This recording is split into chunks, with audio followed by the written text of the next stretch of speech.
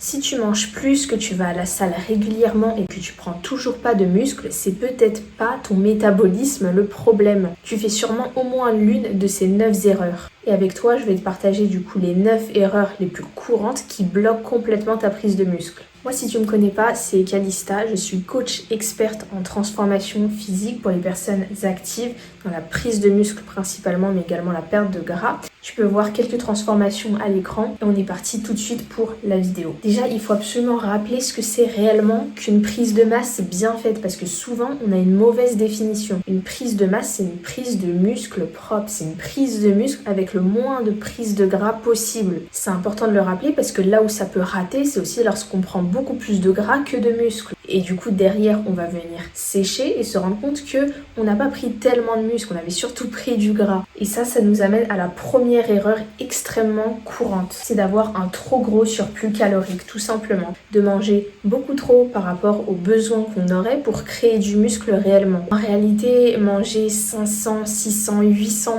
1000 calories de plus que son maintien, ça n'a aucun intérêt pour une prise de muscle propre comme on l'a défini. Avoir un surplus aussi important va surtout mener à une prise de gras et pas une prise de muscle réel. On le sait avec les données qu'on a aujourd'hui que pour vraiment déclencher une prise de muscle, il y a besoin d'un surplus calorique extrêmement faible, voire on peut le faire sans même avoir de surplus calorique. On peut tout à fait faire une prise de masse en maintien calorique. C'est particulièrement vrai si tu as un petit peu de gras déjà en trop. Mais si tu es déjà suffisamment sec, tu n'as quand même pas besoin d'un gros surplus et 5% de surplus fait largement l'affaire. La deuxième erreur, ça va être d'augmenter tes protéines plutôt que d'augmenter tes glucides. Augmenter tes protéines au-delà d'un certain niveau, encore une fois, ça ne va pas provoquer plus de muscles. Au-delà de 1,8 g de protéines par kilo de poids de corps, tu n'auras pas de bénéfice en termes de prise de muscle. Donc lorsque tu veux augmenter tes calories plutôt que d'augmenter tes protéines alors que c'est pas utile pour faire plus de muscles, tu vas vouloir plutôt augmenter tes glucides, en particulier sur le repas avant l'entraînement. Plus de glucides, c'est simplement plus d'énergie, c'est ton carburant numéro 1.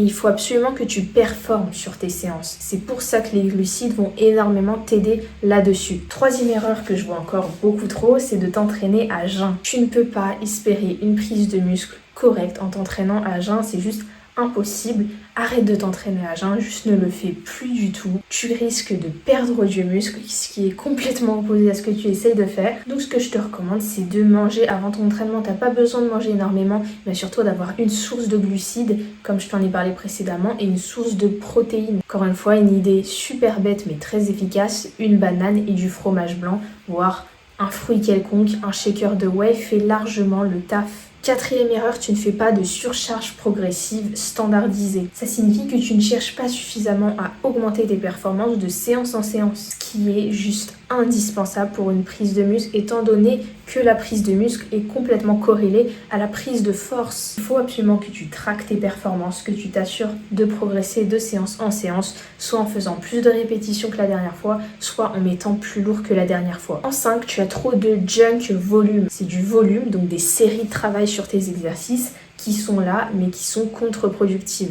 Souvent en prise de masse, on peut se dire que ça y est, on mange beaucoup, donc on peut se permettre de s'entraîner beaucoup plus, que tout va bien se passer. Ce n'est pas comme ça que ça marche. On sait que plus de volume égale plus de muscles, mais jusqu'à un certain stade. Pour te donner une indication, essaie de ne pas dépasser 16 séries ou 18 séries maximum sur un même muscle par semaine. Et surtout, n'oublie pas de compter les séries indirectes. Par exemple, tes triceps, ils participent à tous tes mouvements de développer ou de pousser, et donc il faut que ça compte aussi dans le calcul. Ça, c'est pour le nombre de séries à ne pas dépasser par semaine, mais par séance, il faut aussi pas que tu dépasses un certain nombre de séries sur un seul muscle, notamment entre 6 et 8 séries maximum sur un muscle par séance. Au-delà, tu n'auras pas les capacités de récupération nécessaires pour que ces séries servent à quelque chose. En 6, un classique, mais tu ne t'entraînes pas assez dur. Pour ça, ce que je te demande, c'est de te filmer. Et si tu vois que ta dernière répétition d'une série, elle n'est pas très lente et qu'elle est beaucoup trop rapide,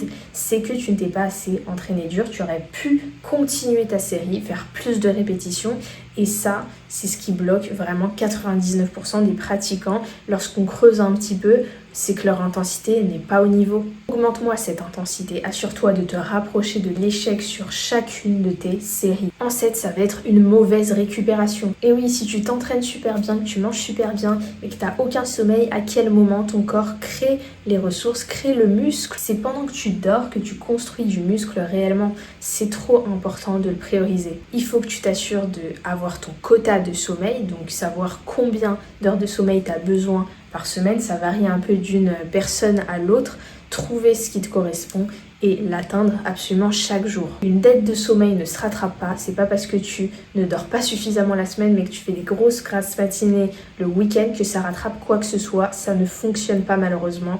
Il faut absolument que tu aies ton quota tous les jours. Essaye de te coucher et de te lever à la même heure tous les jours, ça va grandement faciliter le tout. Et t'assurer de garder un niveau de cortisol relativement bas. Tu peux avoir des moments de stress intense dans la journée, c'est normal, mais il faut absolument que tu aies aussi des moments de relaxation totale, de vraiment détente pure et dure. Scroller ne compte pas. Regarder des séries, ça ne compte pas aussi là-dedans malheureusement. Ça va augmenter ton cortisol encore plus. C'est vraiment des moments de néant, de calme complet. Ça peut tout simplement être lire, ça peut être méditer, ça peut être faire des activités avec tes enfants, avec qui, peu importe. En 8, pas de traquage de données. Oui, tu veux prendre du muscle, mais tu ne prends pas tes mensurations, tu ne te pèses pas. Tu ne sais pas combien de calories tu consommes par jour. Bref, tu traques pas tes données. Alors là, je suis désolée, mais tu navigues complètement à l'aveugle et il n'y a aucune chance que tu réussisses ta prise de masse. Il faut que tu traques tes données. Je parle de ton poids, tes mensurations, que tu fasses des photos aussi standardisées d'une fois à l'autre pour voir l'évolution visuelle et que tu traques aussi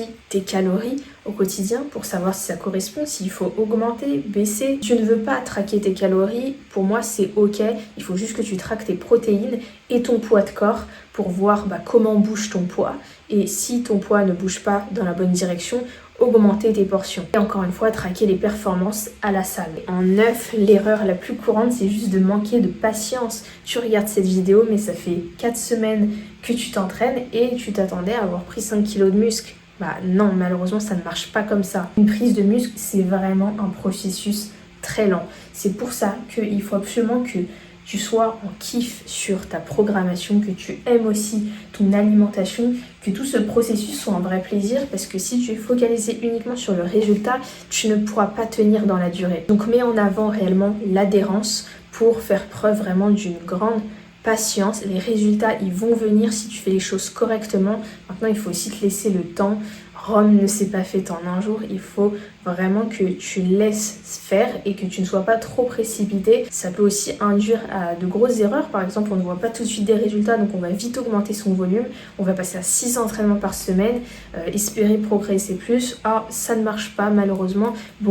Finalement, mon métabolisme est sûrement bloqué. Non, tu l'auras compris, encore une fois, c'est pas comme ça que ça marche. Il faut vraiment juste que tu te laisses le temps. Si tu fais les choses correctement, que tu traques les données, ça va progresser. Mais la prise de muscle est vraiment un processus lent. Et en bonus, une 10e erreur que tu fais sûrement, c'est que tu n'as pas pris ta consultation offerte avec moi alors que je te propose d'analyser complètement gratuitement justement ta diète, ton programme, tout ce que tu fais pour te donner des conseils complètement personnalisés, que tu ressortes avec un plan d'action concret. C'est gratuit, c'est offert, ça n'engage absolument à rien. Tu peux vraiment que ressortir avec plein de valeurs de cette consultation. Le lien il est en description si ça t'intéresse ou sinon tu peux m'envoyer un petit message.